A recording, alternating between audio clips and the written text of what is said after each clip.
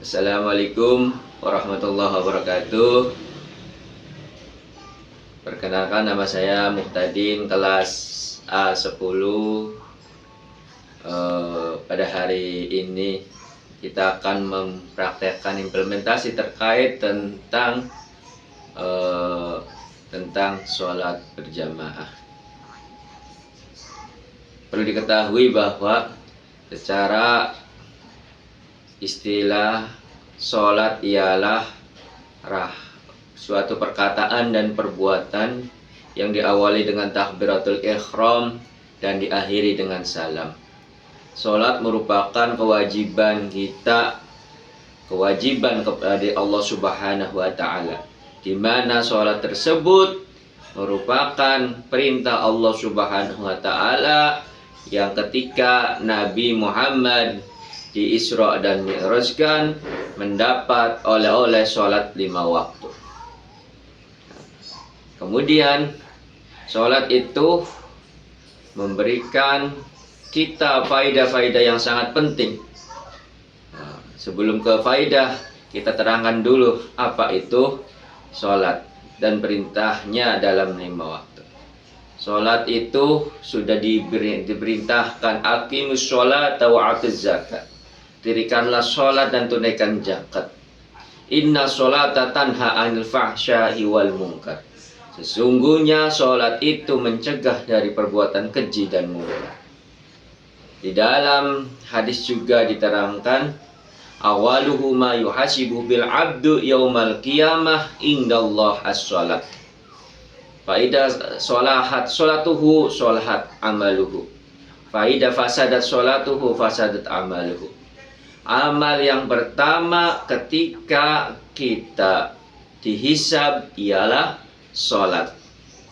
Apabila sholat kita baik, maka hadirin, amal ibadah kita akan juga baik.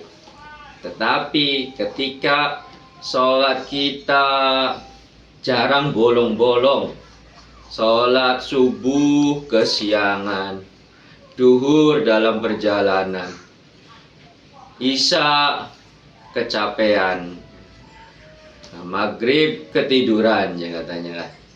Ya itu. Jadi kita sebagai muslim, sebagai hamba Allah, seharusnya untuk melaksanakan sholat 5 waktu. Ya, terus sholat 5 waktu apa saja yang sudah ada dalam Islam? I, isya, S, subuh, kemudian L, luhur, kemudian A, asar, terus kemudian M, maghrib. Nah, 5 ini yang perlu kita cadat, yang perlu kita genggam erat supaya kokoh. Karena sholat itu merupakan pondasi agama, kekuatan agama. Ketika sholatnya baik, semua amal ibadah pun akan baik pula.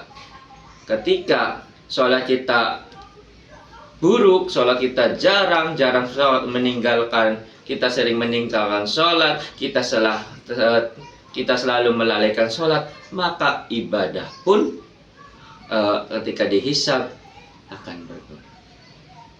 Yes. Sahabat-sahabatku, anak-anak semuanya,